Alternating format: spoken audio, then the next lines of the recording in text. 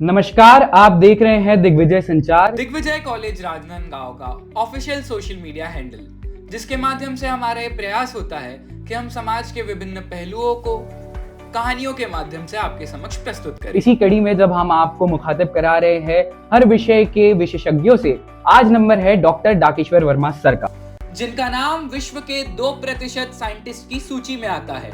Elsevier data repository, Stanford university California जैसी बड़ी बड़ी संस्थाओं ने ग्लोबल साइटेशन प्रोग्राम के तहत इस सूची को तैयार किया है और इनका नाम 2% साइंटिस्टों की सूची में शुमार किया है। इसी के साथ साथ विषय के जानकार इन्हें डॉक्टर, टीचर, प्रोफेसर और रिसर्चर जैसी उपाधियों के साथ संबोधित करते हैं। आज इनसे प्रश्न पूछा जाएगा कि ऐसे क्या कारण थे जिसके कारण वे 10वीं कक्षा तक के साइकिल चलाना नहीं सीख पाए।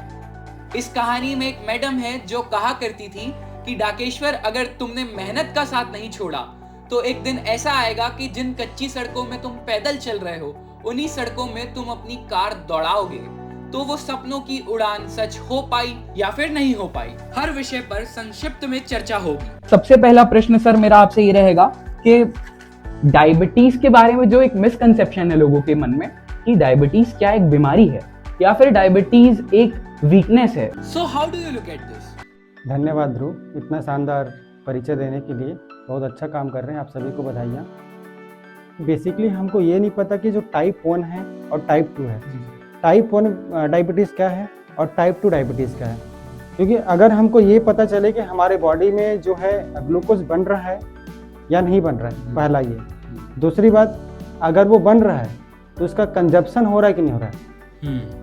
हम लोग जो है आजकल पूरा फोकस्ड हो गए हैं कि अच्छी अच्छी चीज़ों को खाना है, बॉडी को फुल एनर्जेटिक बनाना है, लेकिन हम जितना एनर्जी गेन कर रहे हैं हम उतना ही एनर्जी को जो है लॉस नहीं कर पा रहे हैं। और उस लॉस ना करने के कारण हमारे बॉडी में जो एनर्जी जो है स्टोरेज हो रही है, वो जो स्टोरेज हो रही एनर्जी बहुत बड़ा कारण है ये सब टाइप के डिसीज़ होने का, जिसमें से डायबिटीज़ एक बहुत बड़ा फैक्टर है। सर, तो क्या ये माना जाए कि हेल्दी लाइफस्टाइल को अपनाना, अपने ईटिंग हैबिट्स को थोड़ा वॉच करना, इन सारी चीज़ों से डायबिटीज के बारे में पिक्चर थोड़ी और क्लियर हो पाएगी?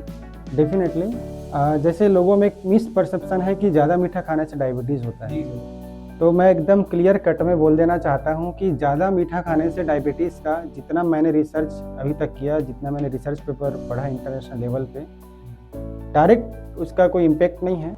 जी सर। अगर आप बहुत लॉन्ग समय तक सोते हैं, आपका जो रूटीन प्रॉपर नहीं है, आपका क्लॉक फिट नहीं है, और क्लॉक फिट नहीं है तो फिर आपका जो है बॉडी जो है टॉक्सिक ज़्यादा होगा। ओके। और वो आजकल तो एक नया चला है कि वो कीटो डाइट, जो फैंसी चीज़ें, हाँ फैंसी चीज़ें हैं और बेसिक बनाइए, वो सब क्या खीरा वीरा मिला के बहुत सारे।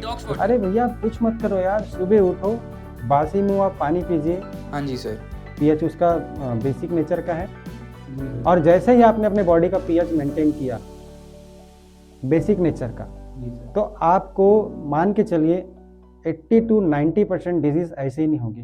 पीएच वैल्यू मेंटेन करने के साथ साथ हमें और क्या बदलाव लाने चाहिए जिससे हमें लाइफस्टाइल बेस्ड डिसीज ना होवे? आज के डेट में जो ये फास्ट फूड का चलन बढ़ा है और शाम को जो ठेले खोमचे में आप देखते हैं जो भीड़ बढ़ी है आजकल के नौजवानों की, तो जितनी ज़्यादा भीड़ यहाँ बढ़ी है और मुझे लगता है बीमारियों की भी बाढ़ उतनी बड़ी है। वरना इतने हाईटेक हो चुके हमारे पास आज क्या नहीं है इलाज करने के लिए, क्या नहीं है। आप इंस्ट्रूमेंट की बात करो, मेडिसिन की बात करो, फिर भी तो डिसीज बढ़ रहा है ना। जितना ज़्यादा इमेजिंग और टेस्टिंग प्रणालियों में हम सक्सीड कर रहे हैं, उतनी ज़्यादा हमें नंबर ऑफ केसेस रिपोर्ट होते हुए दिख रहे हैं। आप अपनी इंद्रियों में काबू पा लेंगे तो आप जीवन का फॉर्मूला आपने मोटा मोटी क्रैक कर लिया है। बिल्कुल। भारत में स्टार्टअप कल्चर एकदम प्रबलता के साथ बढ़ रहा है, जिसे गवर्नमेंट भी पुरजोर तरीके से एंडोर्स कर रही है। तो प्लांटरी के संबंध में ऐसे कौन से लघु उद्योग है जो यहाँ के लोकलाइट्स कर सकते हैं? बहुत अच्छा सवाल है। देखिए, अगर हम स्टार्टअप की बात करेंगे तो जन सामान्य के दिमाग में आता है कि स्टार्टअप मतलब करोड़ों का टर्नओवर टाइप का, इस टाइप का सोचते हैं लोग। आपका कोई भी स्टूपिड आइडिया जो आपकी लाइफ बदल दे, लोगों की लाइफ बदल दे, वो एक आपके स्टार्टअप ले सकता है। जी। जियोटेक इंडेक्स का जो है काम स्टार्ट किया है। जैसे हम पर्टिकुलर अगर हम साल्हेवारा की बात करें तो मैंने वहाँ पे कुछ चीज़ों को देखा, जैसे वहाँ की बेल की प्रजाति है और वहाँ पे कुछ एक ऐसे मेडिसिनल प्लांट है जो आपको पूरे छत्तीसगढ़ में, इवन आपको भारत के अच्छे जहाँ पे बायोडाइवर्सिटी रिच है वो भी नहीं मिलेगा। और उनका वो उपयोग करते हैं स्पेसिफिकली, लाइक जैसे एक चालता है, एक वृक्ष है, अगर वहाँ के नौजवान इस पे ध्यान दें तो उसका वो प्रोडक्ट बना सकते हैं। उसका पेस्ट बना के उसको बिल्कुल ऐसे पैकेट के फॉर्म में या डिब्बे के फॉर्म में मार्केट में लॉन्च कर सकते हैं, जो वहाँ के ट्रेडिशनल हीलर्स पहले से करते आ रहे हैं। हड्डी अगर टूटा है उसको जोड़ने में उस पर्टिकुलर पेस्ट का 80% कंपोनेंट यूज़ होता है। अलग अलग टाइप की बेल की वैरायटी है जिसका च्यवनप्राश में भी यूज़ कर सकते हैं, और वो आपके abdominal disorder, abdominal tract disorder के लिए एकदम बहुत ही अच्छा वो माना जाता है। तो ऐसे मैंने बहुत सारी चीज़ें देखी। अगर वो शुरुआती तौर पे छोटे छोटे प्रोडक्ट को लेकर शुरुआत करें तो वो एक बहुत बड़ा जो है एम्पायर खड़ा कर सकते हैं, जितना मैं देखा। लेकिन इसमें इस फील्ड में आने वाले बहुत कम लोग हैं, क्योंकि कोई जो है सोचता बड़ा है, छोटा कोई नहीं करना चाहता, लेकिन शुरुआत हमेशा छोटे से होती है। बिल्कुल सर, कुछ लोगों का ये मानना है कि आयुर्वेद को लाइफस्टाइल के रूप में स्वीकार करेंगे, लेकिन अगर कभी भगवान न करे कि किसी का ट्रक से एक्सीडेंट हो जाता है तो वो पहले किसी आयुर्वेदिक डॉक्टर के पास ना जाते हुए एलोपैथिक डॉक्टर के पास जाता है। एलोपैथिक और आयुर्वेदिक मैं दोनों को सपोर्ट करता हूँ, इसलिए कि कल के डेट में अगर कुछ एबनॉर्मलिटीज़ बॉडी के अंदर हो गया, कुछ मेजर टाइप का, जैसे आपने बोला एक्सीडेंटल केस, तो एक्सीडेंटल केस में अगर आपका कुछ पार्ट डैमेज हुआ बॉडी का, तो रियल में अगर आपको इंस्टेंट रिलीफ कोई दिला सकता है तो वो एलोपैथिक है। तो allopathic plus ayurvedic both are equally important for us. पत्रकारिता सर्कल में ये एक हल्ला है कि सरकार की तरफ से 50 लाख रुपए शोध अनुदान भारत सरकार द्वारा मिला है। बात में कितना दम है, सत्य है? क्या सरकार इतना पैसा दे देती है? 50 लाख सरकार आपको देने में कभी भी झिझक नहीं करेगी। हालांकि ये हमारा जो प्रोजेक्ट है DST स्पॉन्सर्ड है, जो IIT भिलाई के साथ मिलके हम काम कर रहे हैं। वहाँ के डायरेक्टर सर से मेरी बात हुई, और मैं जैसे जंगलों में घूमते रहता हूँ तो मैंने एक रिपोर्ट तैयार किया हुआ है 10 साल या 12 फाइल्स करके, वो लेके गया मैं सर के पास, और सर देख के बड़े इम्प्रेस हुए। तो उन्होंने अपनी टीम को तुरंत बुलाया और बोला कि आप वर्मा, आप एक प्रोजेक्ट लिखो, हम आपको एक प्रोजेक्ट देंगे। तो यू वोंट बिलीव, मैं जस्ट इमेजिन कर रहा था कि सर 5-10 लाख तो दे ही देंगे टाइप का। ठीक है, तो ये मेरा एक अपना ओपिनियन था। 5-10 लाख दे दिए यार, बहुत बड़ी बात है। लेकिन जब बात चली, एक उनके CSE के एक सर हैं, जो वो इस प्रोजेक्ट में हम जो है एक्चुअल में क्या करना चाह रहे हैं कि जो ट्रेडिशनल हमारी जो पद्धति रही है उसको हम साइंटिफिक वैलिडेट करें, साइंटिफिकली। ठीक है, तो ये प्रोजेक्ट उसी पे बेस्ड है। तो हमने जब प्रोजेक्ट बनाया, CSE वाले सर थे डॉक्टर राजेश पंटोडिया, राजस्थान के, बेसिकली IIT में प्रोफेसर हैं, मैंने, तो उनको बड़ा अच्छा लगा है प्रोजेक्ट। और इसमें फिर ट्रेडिशनल हीलर को लेके काम करने का इसमें रहा। हम कैंसर है, स्किन डिसीज़ है ना, ऐसे 5 डिसीज़ को हमने मेजर माना। और उस 5 डिसीज़ के लिए ओवरऑल छत्तीसगढ़ में ऐसे कितने ट्राइब्स हैं जो अलग अलग फार्मूलेस यूज़ करते हैं। क्योंकि अगर आप देखेंगे तो हो सकता है कि कवर्धा जिले में जो ट्राइब है जो आकर कैंसर का ट्रीट करता है उसका फार्मूला अलग होगा। आपका नॉर्थ में आप चले जाइए, साउथ सरगुजा में, तो आपको सरगुजा जसपुर में जो वही कैंसर का ट्रीटमेंट करेगा उसका फार्मूला अलग होगा, उसके पास अलग जड़ी बूटी होगी।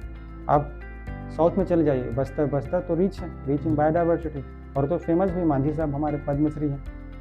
तो ये सब अलग अलग चीज़ें हैं। तो ये सबको साइंटिफिकली प्रूफ करने के लिए हमने एक प्रपोजल बनाया, और सहर्ष उन्होंने स्वीकार भी किया, हमने प्रेजेंटेशन भी दिया। और ये बिल्कुल जो अफवाह आप सुने थे, खबर जो सुने थे, सटीक है। निजी जिंदगी में आपका संघर्ष क्या रहा?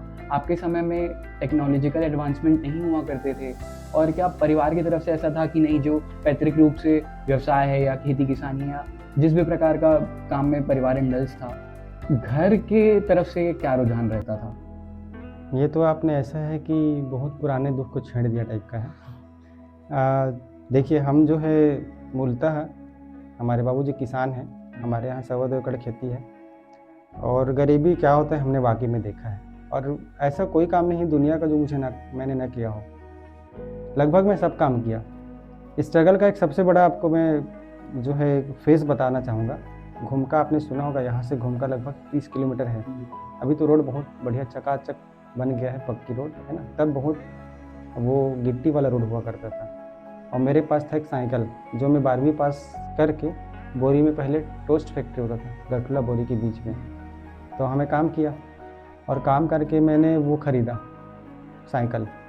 और बाबूजी ने बोला देख यार, सीधे शब्दों में बोलना चाहते हो, तुम ठहरे भैया बायोलॉजी वाले, मेरे बायोलॉजी 12th में और हमारे घूमका में बीए का, तो या तो तुम बीए कर लो और अगर तुम पढ़ना चाहते हो तो मैं मना नहीं करूँगा, लेकिन फाइनेंशियली मेरे सपोर्ट नहीं हो पाएगा, तुमको पता है हमारी स्थिति क्या है। तो फिर मैंने डिसाइड किया जब पढ़ना है और कुछ करना है तो क्यों ना एक रिस्क लिया जाए। तो हम लोग ऐसे साइकिल में आते थे, 2-3 दोस्त थे, एक दोस्त हमारा रीवागंज से आता था, 3 लोग हम लोग घूमका से थे। और ऐसा नहीं कि उस स्ट्रगल फेज में अकेले था, हम सभी। और मेरे जेब में उस समय 1 रुपये होता था। ये कब की बात है? 2003, हमारा जनवरी अगस्त 2003 की बात बता रहा हूँ मैं। और पानी भी गिरते रहे, रेनकोट तो भूल जाइए, हमारे पास रेनकोट का कोई कंसेप्ट नहीं था। या तो भीग गए तो ठीक, या किसी पेड़ के नीचे आ गए या फिर बच गए तो ठीक। 1 रुपये इसलिए रखे रहते थे, वही मिलता था हर फ्राइडे को घर में, बाज़ार है हमारे गांव का। तो या तो आप उसका रोटी के साथ, माँ सिर्फ रोटी डालती थी बना के, रोटी के साथ ना गुड़ ना सब्जी, कुछ नहीं रहता था, रोटी को आपको खाना है, आप देख लो कैसे खाना है। तो वो 1 रुपये का उनका ये रहता था कि तुम कोई चना चरपट्टी वगैरह लेके किसी होटल में रोटी के साथ खा लेना। लेकिन हम उस 1 रुपये को नहीं करते थे यूज़, उस रोटी को पानी में भिगा खाते थे, ताकि अगर हमारा साइकिल पंचर हो जाए तो हम उसको बनवा सकते। उसमें 75 पैसे में पंचर बनता था, मुझे अच्छे से याद है, 2003 की बात है, आप गूगल भी कर सकते हैं। तो ये एक स्ट्रगल का मेन फेस रहा है। और अगर आप थोड़ा सा कुछ अलग करना चाहते हैं तो आपको बहुत ताने झेलने पड़ेंगे जी। तो वो जो है ना, मैंने बहुत पॉजिटिव कि एक ही ज़िंदगी मिली है, क्यों ना कुछ हट के किया जाए। तो कभी कभी साइकिल से आते समय कई बार ऐसा आपको ऊपर ऐसे पड़ेगा चढ़ाई, हवा ऊपर उल्टा चल रहा है, तो आंसू भी हमारे निकलते थे साइकिल चलाते समय।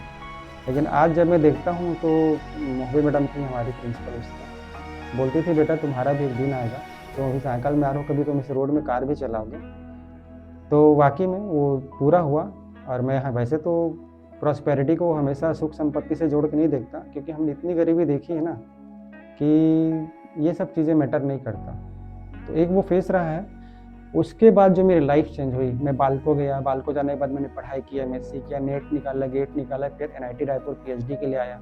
फिर NIT में रहते रहते मेरा सरगुजा में सिलेक्शन हुआ, मिनिस्ट्री ऑफ होम मिनिस्ट्री में जो है साइंटिफिक ऑफिसर के पोस्ट में सिलेक्शन, पॉलिटेक्निक में सिलेक्शन, GEC में सिलेक्शन, सरगुजा का पोस्ट ऑलरेडी था, फिर यहाँ दिग्विजय कॉलेज का मेरा PSC के थ्रू। तो मैं सोचता हूँ कभी कभी कि अगर एक जीत पाल ली जाए और थोड़ा ऊपर वाले का साथ हो, तभी मेहनत रंग लाती है। लेकिन इसके अलावा आपने पिताजी का जिक्र किया, माता जी के विषय में आप कुछ कहना चाहेंगे? हमारी माँ जो टोटली इलिटरेट है, उनको आज भी हम लोग कोशिश कर ली कि कम से कम नाम लिखना सीख लो, स्कूल का मुँह नहीं देखिए, लेकिन वो पढ़ाई का इम्पोर्टेंस समझती थी। घर में कोई मेहमान वगैरह आ गए तो गांव में एक पठौआ होता है, पठौआ आप लोग हो सकते जानते नहीं जानते, कच्ची मकान है और ऊपर में एक और मतलब लाइक डुप्लेक्स, अभी हम बोलेंगे तो यहाँ के शब्दों में डुप्लेक्स, लेकिन वो मिट्टी का मड हाउस का डुप्लेक्स। तो हमारे यहाँ पठौआ हुआ करता था, धान को रखते थे, तो मुझे भेज देती थी और कोई आए पूछने तो नहीं है। तो मतलब मैं सोचता था यार माँ हमारी बिल्कुल अनपढ़ है और पढ़ाई लिखाई भी इतना क्यों महत्व देती है, आगे बढ़े समझे। तो ये समझ आया कि उनका बहुत ज़्यादा सपोर्ट रहा है और मेरे को थोड़ा खेती किसानी से दूर रखती थी। सर, सक्सेस के लिए वैसे कोई वेल डिफाइंड फॉर्मूला तो नहीं होता है, लेकिन अगर आप स्टूडेंट्स के लिए कुछ मैसेज देना चाहे तो क्या होगा वो? सबसे पहले कि हम ये सोचते हैं कि हर चीज़ फटाफट हो जाए, तुरंत मिल जाए। भैया धान भी अगर आप लगाओगे ना, पौधा उसका बीज डालोगे ना, कितना भी वो हाइब्रिड रहे, मिनिमम 65-70 डेज लगता है, तभी वो धान बनेगा। समझो इस चीज़ को। और हम लोग अपने कैरियर को लेकर इतने कॉन्शियस हैं कि जितना भी शॉर्टकट फार्मूला अपना सकते हैं। अब तो परसेंटेज वाला भी चक्कर चला गया, परसेंटेज वाला कि पहले कोई 85, 80, 90 ला लिया तो उसका डायरेक्ट सिलेक्शन होता था, अब तो कंपटीशन बेस्ड है। मैं जस्ट एक जॉब की बात कर रहा हूँ। अगर आप एंटरप्रेन्योरशिप की तरफ जाते हैं तो आपके पास यूनिक आइडिया होना चाहिए, क्योंकि आइडियाज़ इतने ज़्यादा है ना। धीरू भाई अंबानी साहब क्या बोलते थे, think big, think first and think ahead, because ideas are no one's monopoly. इसको मैंने गुरु मंत्र बना लिया कि आप जो सोचते हैं जरूरी नहीं कि आपके दिमाग में वो चीज़ आई है वो आप इकलौते हो। अरबों लोग हैं दुनिया में, आपके दिमाग में अगर वो ख्याल आ सकता है, वो आइडिया आ सकता है, तो कई लोगों के दिमाग में आ सकता है। बट द थिंग इज, आप उसको कितना जल्दी उस पर एक्शन लेके उसको इम्प्लीमेंट कर सकते हो और अपने लिए उसको बेहतर बना सकते हो, ताकि आगे चल के वो सोसाइटी के लिए यूज़फुल हो और आपका उसमें नाम भी हो। The key is in implementation. वो हम करना नहीं चाहते, because when you start watching the reels, आप भूल जाते हो कि आपका 1.5 घंटा निकल चुका है। बॉडी में ADHD बनते रहता है। हाँ, और आप वो बस रील्स ऐसा करते रहते हैं। तो वो जो रील्स है ना, वो जो एक बंसल मैडम कहती है कि थोड़े से सुकून के लिए अपनी लाइफ को स्पॉइल मत करो। ये सुकून ही तो है थोड़ा देर का। रील में जो देख रहा हूँ, किस लिए देख रहा हूँ? मेरे को सुकून मिल रहा है, बस वो उंगली अपनी फिराते रहें, देखते रहें, सुकून। लेकिन आपका कब आपने अपने आँख खराब कर ली, अपने दिमाग खराब कर ली? कचरा ही तो देख रहे हो ना। अभी विराट कोहली का बैटिंग आ गया, अचानक से नूरा फतेही के डांस आ जाएगा, फिर किसी का कंट्रोवर्सी वाला कोई स्टेटमेंट आएगा, कोई पॉलिटिकल, मतलब सब कुछ at a time mix veg चलता है। कोई भी सब्जेक्ट स्पेसिफिक नहीं रहता है कि जिससे व्यक्ति का उसके व्यक्तित्व में निखार आ पाए। मैं अगर बोलूँ किसी को यार कुछ मत करो, एक टेड टॉक देख लो रोज। अगर आप टेड टॉक देख लोगे ना, तो आपको एक वीडियो में कम से कम 5 आइडिया मिलेगी, मिनिमम बता रहा हूँ, एकदम सॉलिड, जिसको आप इम्प्लीमेंट कर सकते हो। Ted talk. तो दूसरे को देख के अपना लाइफ या अपना करियर सेट मत करो। हमारे साथ समस्या वही है कि हम दूसरे के ओपिनियन को लेके आस पड़ोस के से इन्फ्लुएंस होकर अपना करियर सेट करते हैं। Try to be there where you want to be, but the thing is you have to jig for that. Surely sir. और एक बार अगर आप मास्टर कैमरा में देख करके कह देंगे कि दिग्विजय संचार के सोशल मीडिया हैंडल्स में जा करके फॉलो करिए, सब्सक्राइब करिए, लाइक और शेयर करिए।